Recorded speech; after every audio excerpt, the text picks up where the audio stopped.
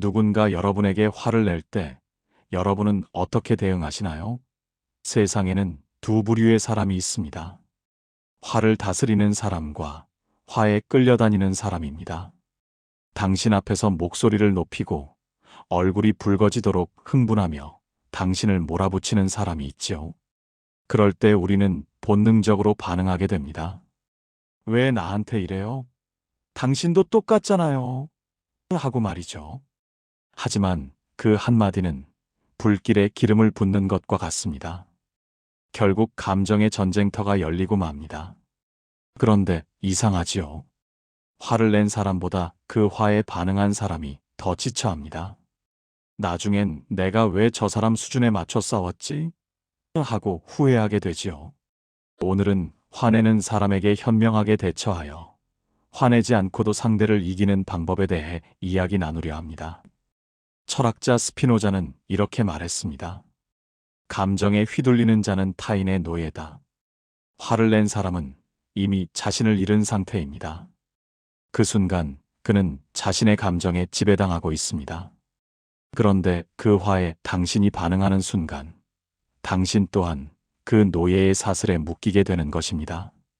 다산 정약용 선생 역시 목민심서에서 이렇게 언급했습니다. 화를 낼 줄 모르는 자는 약하지만 화를 다스릴 줄 아는 자는 강하다. 진짜 강한 사람은 목소리를 높이지 않습니다. 대신 단 한 문장으로 상대의 칼날을 무디게 만들지요. 그 문장은 바로 그럴 수도 있겠네요. 이 짧은 대답은 기적 같은 힘을 가집니다. 상대의 공격을 흡수하면서도 당신의 존엄을 무너지게 하지 않습니다. 화를 내는 사람은 반응을 먹고 자랍니다. 그런데 당신이 반응하지 않으면 그는 더 이상 싸울 이유를 잃습니다. 이건 단순한 처세술이 아닙니다. 감정의 깊은 철학이 담겨 있는 것이죠. 우리는 흔히 이겨야 마음이 풀린다고 생각하지만 사실은 지지 않는 것이 진정한 승리입니다. 화를 내지 않고도 상대를 제압하는 방법은 감정의 중심을 빼앗기지 않는 것. 그 한 가지뿐입니다. 어떤 이는 이렇게 말할 수 있습니다. 그럼 참으라는 건가요? 그건 약자가 되는 거잖아요. 아닙니다. 침묵은 약함이 아닙니다. 그것은 마음의 주권을 지키는 가장 고요한 전투입니다. 당신이 화를 내지 않을 때 상대는 자기 화의 무게를 홀로 짊어지게 됩니다. 그 순간 힘의 균형은 완전히 바뀌게 됩니다. 사람은 왜 화를 낼까요? 그건 단순히 성격이 나빠서가 아닙니다. 대부분의 분노는 두려움에서 시작됩니다. 공격적인 말 뒤에는 언제나 내가 무시당할까 봐라는 불안이 숨어 있습니다. 누군가 화를 낼 때 그 사람은 사실 두려워하고 있는 것입니다. 자신이 틀릴까 봐, 자신의 존재가 작게 보일까 봐. 그래서 큰 목소리로 자신을 지키려 하는 것입니다. 분노는 일종의 자기 방어 언어입니다. 내가 화를 내야 겨우 나를 인정해 주겠지. 이것이 그들의 무의식입니다. 공자 또한 이런 인간 심리를 정확히 꿰뚫어 보았습니다. 군자는 화를 늦추고 소인은 화를 급히 낸다. 급하게 화를 내는 사람은 자기 안에 불안을 견디지 못하는 사람입니다. 그 불안을 감추기 위해 남을 흔들어 자신이 강하다고 믿고 싶어 하는 것이죠. 정약용 선생 역시 여유당전서에서 사람의 분노를 스스로에게 향한 칼이라 했습니다. 화를 내면 상대를 찌르는 것 같지만 사실 그 칼 끝은 자신을 향합니다. 그 분노의 불길 속에서 가장 먼저 타는 것은 바로 자기 자신이기 때문입니다. 그래서 화내는 사람은 사실 불쌍합니다. 그는 화로 자신을 지키려 하지만 결국 그 화가 자신을 무너뜨리는 결과를 낳습니다. 그의 공격적인 말은 자기 안에 불안을 감당하지 못한 결과인 셈입니다. 그렇다면 우리는 어떻게 해야 할까요? 그들의 화를 보고 똑같이 화로 맞서면 그 순간 우리도 불안의 구조 속으로 들어가게 됩니다. 감정의 주도권을 고스란히 넘겨주는 것이죠. 그때 필요한 것이 바로 무심한 이해입니다. 아, 이 사람은 지금 불안하구나.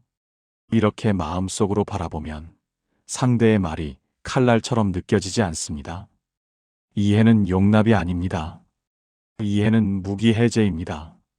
상대의 화에 끌려가지 않기 위한 가장 지혜로운 방패가 되는 것입니다. 화내는 사람을 이기는 길은 대화가 아니라 관찰입니다. 그가 왜 화를 내는지, 그 말이 진짜 나를 향한 건지, 아니면 그의 내면에 두려움이 쏟아져 나온 것인지 차분히 보는 겁니다. 이 관찰에 시선이 생기면 당신은 더 이상 감정적으로 반응하지 않게 됩니다. 그 순간 이미 승부는 끝난 것이나 다름없습니다. 화내는 사람은 점점 말을 잃습니다. 왜냐하면 그들은 반응을 먹고 자라기 때문입니다. 그 반응이 사라지면 분노는 스스로 무너지고 맙니다. 하지만 이걸 알고도 실천하기는 어렵습니다. 왜냐하면 인간의 본능은 자신을 방어하려 하기 때문이죠. 그래서 철학자 에픽테토스는 이렇게 가르쳤습니다. 사람을 화나게 하는 것은 사건이 아니라 그 사건에 대한 우리의 해석이다. 상대가 화를 낸 것이 문제가 아니라 그 화를 우리가 공격으로 해석하는 순간 마음이 반응하는 것입니다. 결국 화를 이기는 것은 상대의 문제를 내 문제로 삼지 않는 힘입니다. 그는 지금 자신의 불안과 싸우고 있을 뿐입니다. 그 싸움의 장으로 끌려 들어가지 않는 것. 그것이 진짜 이기는 법입니다. 화를 다루는 데는 기술이 필요합니다. 그 기술은 힘이 아니라 언어의 온도에서 나옵니다. 감정의 폭풍 속에서도 단 한 문장으로 상황을 뒤집는 사람이 있습니다. 그 사람은 싸우지 않습니다. 대신 단단히 서 있지요. 그런 사람의 대답은 이렇습니다. 그럴 수도 있겠네요. 그렇게 느끼셨군요. 제가 이해하려고 노력해 볼게요. 이 짧은 말들은 결코 굽히거나 사과하는 말이 아닙니다. 그것은 감정의 힘을 해체하는 기술입니다. 분노는 저항을 먹고 자랍니다. 누군가 그게 아니에요. 하고 반박하면 화의 불길은 더 높이 타오릅니다. 하지만 당신이 한 발 물러서 그 분노를 받아내면 상대는 자신의 공격 방향을 잃습니다. 이건 심리학이 아니라 깊은 철학입니다. 공자는 온유하되 굽히지 말라고 했습니다. 온유함은 타인의 감정을 부드럽게 받아들이는 힘이고 굽힘은 자신의 존엄을 내주는 일입니다. 이 둘을 구분할 줄 아는 것이 성숙한 인간관계의 첫걸음입니다. 화내는 사람 앞에서 당신의 목소리를 낮추세요. 낮춘다는 것은 겁을 먹는 게 아닙니다. 낮은 목소리는 당신이 중심을 지키고 있다는 신호입니다. 흥분한 사람은 자신보다 침착한 사람을 두려워합니다. 그는 속으로 이렇게 느끼지요. 왜 내 말이 안 먹히지?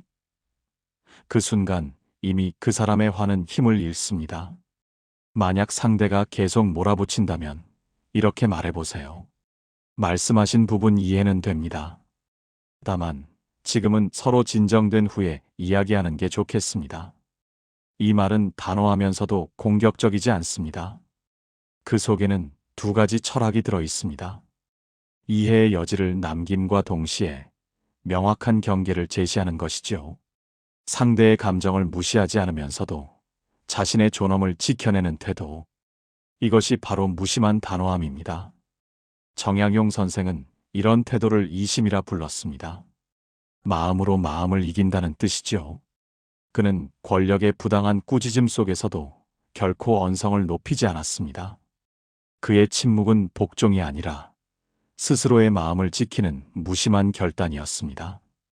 당신이 화내지 않고 대답할 수 있을 때 상대는 당신을 쉽게 건드릴 수 없는 사람으로 기억합니다. 그것은 권위가 아니라 존엄의 기운이지요. 화를 내지 않아도 사람은 단단하게 설 수 있습니다.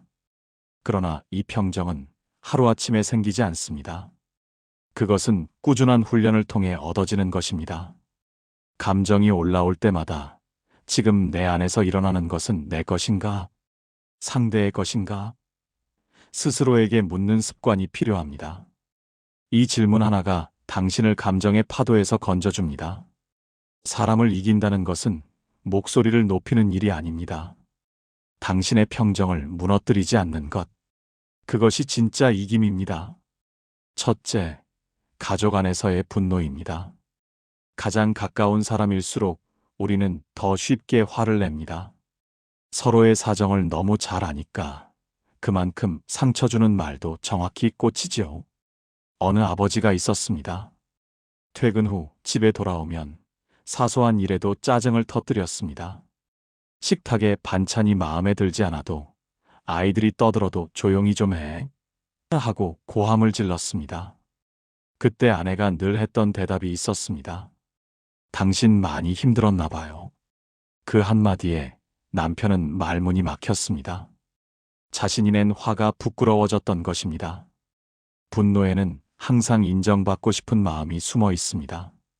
그래서 화를 잠재우는 말은 반박이 아니라 인정의 한마디입니다. 그럴 수도 있겠네요. 많이 속상하셨죠? 이 말들은 상대의 불안을 풀어주면서도 당신의 품격을 무너뜨리지 않습니다. 둘째, 직장에서의 분노입니다. 상사가 화를 냅니다. 회의 중 모두가 보는 앞에서 당신을 몰아붙입니다. 그 순간 심장은 쿵 하고 내려앉고 얼굴은 달아오릅니다. 그건 제가 아닌데요. 하고 맞서치면 더 큰 싸움이 되지요. 이럴 땐 차분히 이렇게 말해보세요. 지적 감사드립니다. 말씀하신 부분 제가 다시 확인하겠습니다. 이 말은 굴복이 아닙니다. 당신의 중심을 잠시 비워내는 기술입니다. 그 말 속에는 지금은 감정의 시간이 아니라 사실의 시간이다라는 메시지가 숨어 있습니다. 그 말 한마디로 분노는 감정에서 이성으로 옮겨집니다. 시간이 지나 상사가 진정하면 그제야 이렇게 덧붙이세요. 그때는 말씀하신 내용이 감정적으로 들려서 조금 힘들었습니다. 하지만 지금은 이해가 됩니다. 이것은 복수도 감정의 되갚음도 아닙니다. 그저 당신의 존엄을 되찾는 선언입니다. 셋째, 낯선 사람과의 분노입니다. 길거리, 식당 혹은 고객 응대 자리. 누군가 이유 없이 큰 소리를 칩니다. 그럴 때 본능은 맞대응을 원합니다. 하지만 그 순간 당신의 평정이 무너지면 상대의 감정이 승리하게 됩니다. 이럴 때 이렇게 말해보세요. 지금 많이 화가 나셨군요. 제가 잠시 자리를 비우겠습니다. 이것은 회피가 아닙니다. 그것은 감정의 고리를 끊는 행위입니다.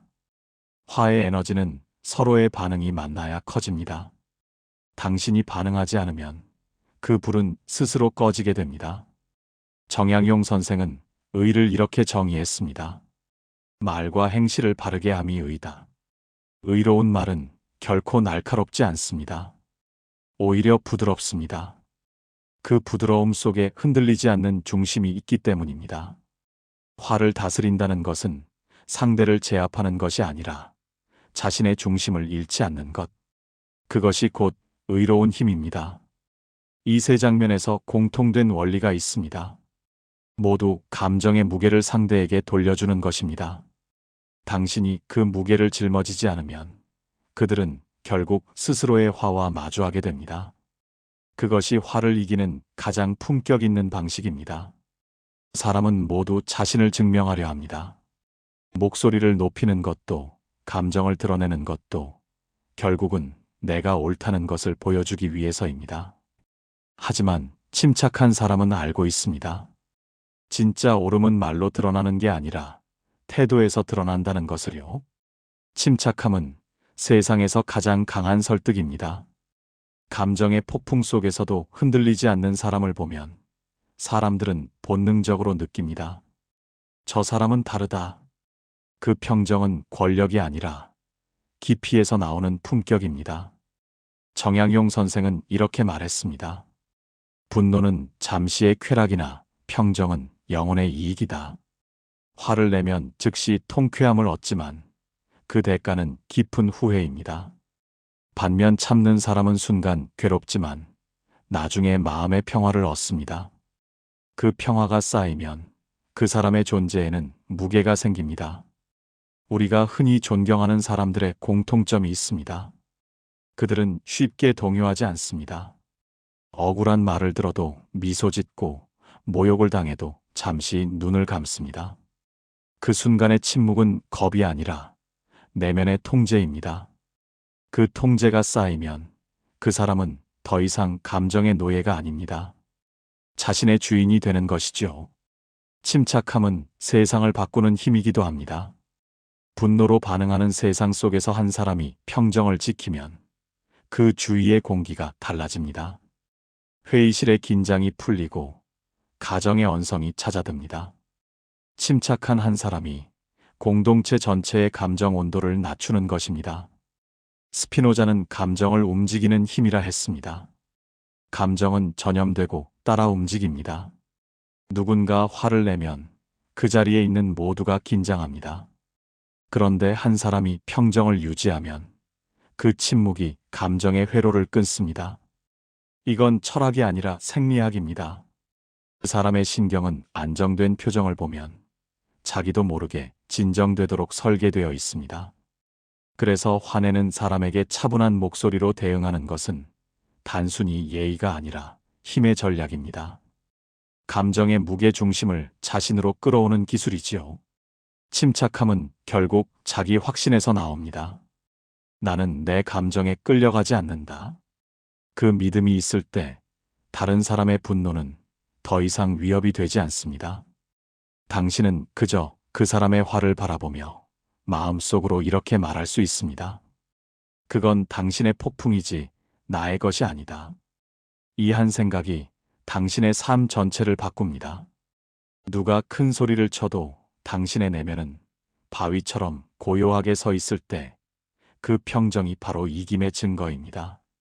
싸움은 이미 거기서 끝났습니다. 한 사람이 평정을 지키면 주변의 공기가 바뀝니다. 그것은 눈에 보이지 않지만 확실히 느껴집니다. 가족 안에서도 그렇습니다. 누군가 늘 먼저 흥분하면 다른 사람들도 따라 불안해집니다. 그런데 그날따라 한 사람이 조용히 웃으며 말을 아낍니다. 그 미묘한 침묵이 방 안의 온도를 바꿉니다. 화는 더 이상 퍼지지 않고 공기 속엔 묘한 평화가 자리합니다. 분노를 다스릴 줄 아는 사람은 사람을 이기려 하지 않습니다. 대신 상황을 다스립니다. 그의 침착함은 주변의 감정을 조율하는 보이지 않는 지휘자 같습니다. 정약용 선생이 말한 무심한 강함이 바로 이런 힘입니다. 이런 사람 곁에 있으면 누구나 마음이 풀립니다. 괜히 화냈네. 괜히 흥분했네. 그런 깨달음이 조용히 찾아옵니다. 그 사람은 말로 설득하지 않아도 그 존재 자체로 사람을 바꿉니다. 직장에서도 이런 현상은 분명히 나타납니다. 늘 목소리 높이던 상사가 어느 날 부하 직원의 침착한 눈빛 앞에서 말을 잃습니다. 이 사람은 다르다는 인식이 생깁니다. 그 뒤로는 함부로 하지 못합니다. 왜냐하면 침착한 사람은 흔들리지 않으니까요. 흔들리지 않는 사람은 감정의 무게를 상대에게 돌려줍니다. 그것이 곧 힘의 균형을 바꾸는 방식입니다. 우리는 흔히 화를 내야 강한 줄 압니다. 하지만 진짜 강한 사람은 감정을 통제할 줄 아는 사람입니다. 그는 자신을 다스림으로써 세상을 다스립니다. 공자 또한 제자들에게 이렇게 가르쳤습니다. 온화함은 덕의 근본이다. 온화한 사람은 결코 약하지 않습니다. 그의 부드러움은 흔들리지 않는 결심에서 나옵니다. 그 결심이 무너지지 않으니 그 사람을 흔드는 것은 아무것도 없습니다. 사람은 본능적으로 자신을 편안하게 만들어주는 사람에게 끌립니다. 화를 다스리는 사람은 주변의 불안을 줄이고 신뢰를 쌓습니다. 그 신뢰가 곧 보이지 않는 영향력이 됩니다. 그리고 어느 순간 깨닫게 됩니다. 화내는 사람은 세상을 지치게 하고 평정한 사람은 세상을 회복시킨다는 것을요. 분노를 다스릴 줄 아는 사람은 결국 삶 전체의 구조를 바꿉니다. 그는 더 이상 타인의 감정에 흔들리지 않습니다. 남의 말에 상처받지 않고 남의 분노에 휘말리지 않습니다. 그것은 단순히 화를 참는 법이 아니라 자유의 철학입니다. 누가 뭐라 해도 자기 안에 평화를 잃지 않는 것. 세상은 여전히 시끄럽습니다. 누군가는 이유 없이 화를 내고 누군가는 억울해서 맞서 싸웁니다. 그 속에서 가장 빨리 무너지는 사람은 결국 자신의 감정에 끌려간 사람입니다. 정약용 선생은 말했습니다. 화를 내면 적은 기뻐하고 화를 다스리면 스스로 기쁘다. 분노를 이긴다는 것은 상대를 굴복시키는 게 아닙니다. 그것은 자신의 평정을 지켜내는 일, 즉 마음의 주권을 되찾는 일입니다. 화를 낼 때 우리는 잠시 강해진 것처럼 느낍니다. 하지만 그것은 착각입니다. 분노는 순간에 힘을 주지만 그 뒤엔 허무와 후회가 남습니다. 반대로 침착함은 즉시 보상받지 않지만 그 사람의 내면에 평화를 쌓아갑니다. 화를 내지 않고 이긴다는 것은 싸우지 않아도 흔들리지 않는다는 뜻입니다. 당신의 중심이 단단하면 상대의 분노는 더 이상 영향을 주지 못합니다. 그때 상대는 깨닫습니다. 저 사람은 쉽게 흔들리지 않겠구나. 그 깨달음 하나가 그에게 더 이상 함부로 하지 못하게 합니다. 세상은 시끄럽게 말하는 사람보다 조용히 평정을 지키는 사람에게 결국 마음을 빼앗깁니다. 침착함은 말보다 오래 남습니다. 분노는 순간을 태우고 사라지지만 평정은 시간을 넘어 신뢰를 남깁니다. 이기는 법은 간단합니다. 화로 맞서지 말고 중심으로 서라. 그 중심에는 이 사람의 문제를 내 문제로 만들지 않겠다는 조용한 결심이 있습니다. 그 결심이 있을 때 당신은 이미 이긴 것입니다. 스피노자는 감정의 자유를 이렇게 말했습니다. 자유로운 사람은 분노하지 않는다. 그는 이해한다. 화의 반대는 이해입니다. 그 사람의 분노를 이해하는 순간 당신은 그 싸움에서 벗어납니다. 그는 여전히 불타고 있지만 당신은 이미 다른 층위에 서 있는 것이죠. 우리가 인생을 살아가며 가장 자주 마주치는 전쟁터는 사람의 마음입니다. 그 속에서 승리하는 사람은 가장 강한 무기를 가진 이가 아니라 가장 조용한 마음을 가진 사람입니다. 이제 기억하세요. 화를 이긴다는 건 상대를 눌러 이기는 게 아니라 그 사람의 감정으로부터 자유로워지는 것입니다. 당신이 화내지 않을 때 그의 분노는 더 이상 힘을 갖지 못합니다. 그것은 단순한 인내가 아니라 깊은 자기 통제의 철학입니다. 결국 이 싸움의 끝은 누가 옳은가가 아니라 누가 자신을 잃지 않았는가입니다. 당신이 평정을 지키면 그것이 곧 이김입니다. 그러니 오늘 누군가 당신에게 화를 낸다면 속으로 이렇게 말해보세요. 당신의 폭풍은 당신의 것이고 나는 내 평화를 지킨다. 그 순간 세상은 조용해집니다. 그리고 그 조용함이 바로 당신이 이겼다는 신호입니다. 이 영상의 내용이 여러분에게 유익하고 도움이 되었다면 부디 잠시 시간을 내어 구독, 좋아요 버튼을 꾹 눌러주세요.